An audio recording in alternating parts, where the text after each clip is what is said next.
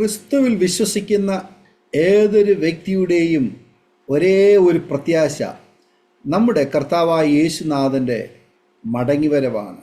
യേശു വിശുദ്ധന്മാരെ ചേർക്കുവാനും പാപികളെ ശിക്ഷിക്കാനുമായി വീണ്ടും വരും എന്നതാണ് ദൈവത്തിൻ്റെ വചനം നമ്മെ പഠിപ്പിക്കുന്നത്. ഇത് ഉറപ്പ് നൽകുന്ന വചനങ്ങൾ സത്യവേദ പുസ്തകത്തിൽ പഴയ നിയമത്തിലെ പുതിയ നിയമത്തിലെ ധാരാളം കാണുവാൻ കഴിയും. അവയിൽ ഏതാനും ചില വചനങ്ങൾ നമുക്ക് നോക്കാം. മത്തായി സുവിശേഷം 24-ാം അധ്യായം അതിൻ്റെ 30-31 വചനങ്ങളിൽ, അപ്പോൾ മനുഷ്യപുത്രൻ്റെ അടയാളം ആകാശത്ത് വിളങ്ങും, അന്ന് ഭൂമിയിലെ സകല ഗോത്രങ്ങളും പ്രലാപിച്ചും കൊണ്ട് മനുഷ്യപുത്രൻ ആകാശത്തിലെ മേഘങ്ങൾമേൽ മഹാശക്തിയോടും തേജസ്സോടും കൂടെ വരുന്നതേ കാണും.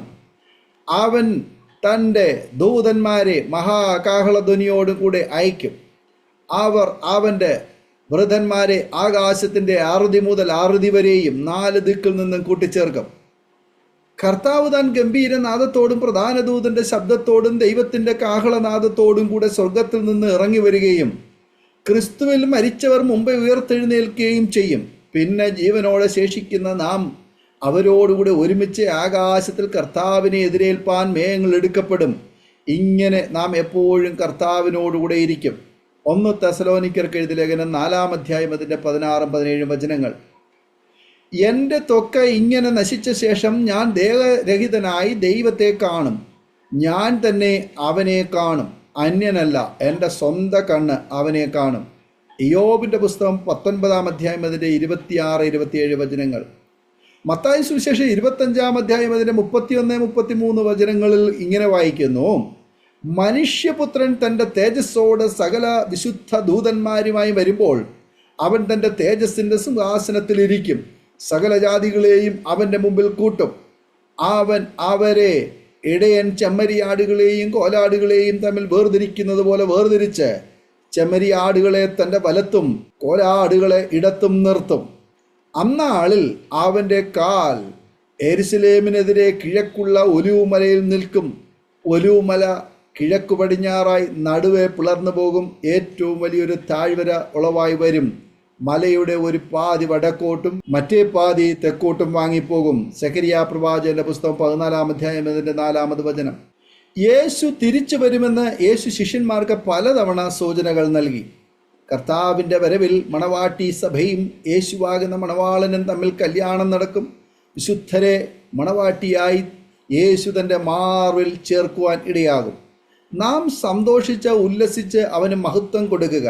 കുഞ്ഞാടിൻ്റെ കല്യാണം വന്നുവല്ലോ, അവൻ്റെ കാന്തയും തന്നെത്താൻ ഒരുക്കിയിരിക്കുന്നു.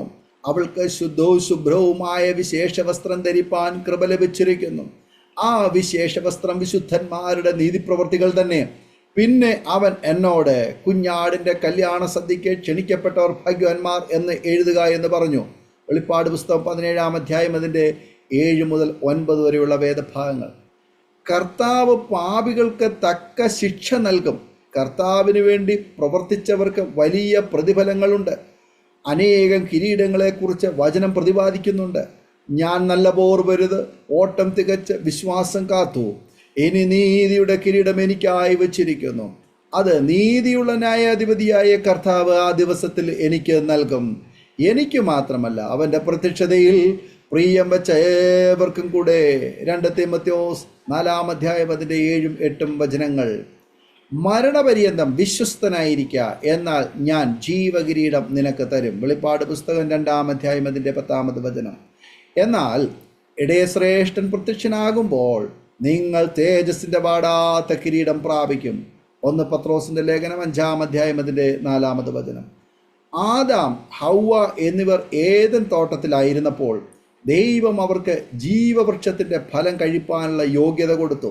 കാരണം അവർ ബാഹ്യമായും ആന്തരികമായും ദൈവസ്വരൂപമുള്ളവരായിരുന്നു. എന്നാൽ പാപം ചെയ്തപ്പോൾ ദൈവം അവർക്ക് ജീവൻ്റെ വൃക്ഷഫലം തിന്മാനുള്ള യോഗ്യതയിൽ നിന്നും അവരെ വിലക്കി. മാത്രമല്ല, ദൈവം ഒന്നുകൂടി ചെയ്തു. അവനെ എടുത്തിരുന്ന നിലത്തെ കൃഷി ചെയ്യേണ്ടതിന് യഹോവയായ ദൈവം അവനെ ഏദൻ തോട്ടത്തിൽ നിന്ന് പുറത്താക്കി. ഇങ്ങനെ അവൻ മനുഷ്യനെ ഇറക്കിക്കളഞ്ഞു. ജീവന്റെ വൃക്ഷത്തിങ്കലേക്കുള്ള വഴി കാപ്പാൻ അവൻ ഏദൻ തോട്ടത്തിന് കിഴക്ക് കെരൂബുകളും തിരിഞ്ഞുകൊണ്ടിരിക്കുന്ന വാളിൻ്റെ ജ്വാലയുമായി നിർത്തി. ഉൽപ്പത്തി പുസ്തകം 3-ാം അധ്യായം അതിൻ്റെ 23-24 വേദഭാഗങ്ങൾ. മനുഷ്യൻ ഏദൻ തോട്ടത്തിൽ പ്രവേശിക്കാതിരിപ്പാൻ ഏദൻ തോട്ടത്തിൻ്റെ ചുറ്റും കെരൂബുകളെ തിരിഞ്ഞുകൊണ്ട് ഇരിക്കുന്ന വാളിൻ്റെ ജ്വാലയുമായി നിർത്തി.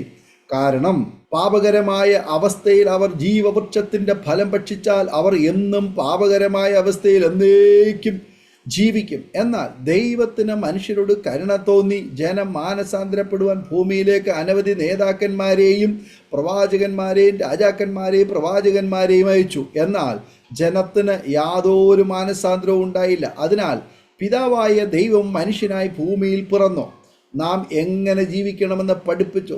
സ്വന്തം ജീവൻ പരമയാഗമായി അർപ്പിച്ച് രക്ഷ എന്ന സൗജന്യ ദാനം മനുഷ്യർക്ക് നൽകി. അതിനാൽ പാപമോചനം വഴി കർത്താവിനെ സ്വീകരിക്കുന്നവർക്ക് യാതൊരു പാപമോ ശാപമോ ഇനി ഇല്ല. അവർക്കായി ദൈവം നൽകുന്ന ആദാം രുചി നോക്കാതിരുന്ന ജീവവൃക്ഷത്തിന്റെ ഫലം അത് രുചിച്ച് നിത്യമായി ജീവിക്കുവാനുള്ള അവസരം നൽകുന്നു.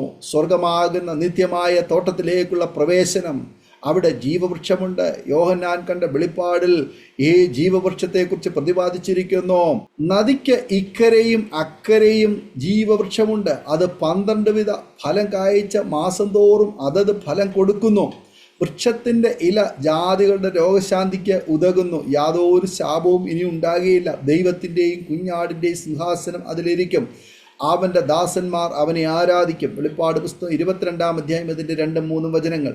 പ്രിയമുള്ളവരെ, നമ്മുടെ പാപങ്ങളെ കർത്താവിൻ്റെ രക്തത്താൽ കഴുകിക്കളഞ്ഞ് ഈ നിത്യമായ ജീവവൃക്ഷത്തിന് യോഗ്യത നേടാം. ഈ വചനങ്ങളാൽ ദൈവം നമ്മെ അനുഗ്രഹിക്കുമാറാകട്ടെ. ആമേൻ. ഓർമ്മയുടെ മനോരഥത്തിൽ മായാത്ത ഓർമ്മയ്ക്കായി അരോമ മാട്രിമോണിയിൽ നിന്നും ജീവിത പങ്കാളിയെ കണ്ടെത്തൂ. നിങ്ങൾ ഒരു ക്രിസ്തീയ ജീവിത പങ്കാളിയെ അന്വേഷിക്കുകയാണോ? അതോ മക്കൾക്ക് അനുയോജ്യമായ ഒരു തക്ക തുണയ്ക്കു വേണ്ടി പ്രാർത്ഥിക്കുന്ന വ്യക്തിയാണോ? എങ്കിൽ അരോമ മാട്രിമോണി നിങ്ങൾക്ക് വേണ്ടിയാണ്. ഇന്നു തന്നെ സൗജന്യമായി രജിസ്റ്റർ ചെയ്യൂ. അരോമ മാട്രിമോണിയുടെ പ്രത്യേകതകൾ: രജിസ്ട്രേഷൻ തികച്ചും സൗജന്യം. ലോകത്തെവിടെയുമുള്ള അനുയോജ്യമായ ക്രിസ്തീയ ജീവിത പങ്കാളിയെ തിരഞ്ഞെടുക്കാം. വിവാഹം നടക്കുന്നതുവരെ സർവീസ് ലഭിക്കുന്നു. ഏറ്റവും ചെറിയ പാക്കേജുകളും തിരഞ്ഞെടുക്കാം. അരോമ മാട്രിമോണി നിങ്ങൾക്കായി ഒരുക്കുന്നു വിവാഹം പരമാനന്ദം. Email aroma matrimony2020@gmail.com.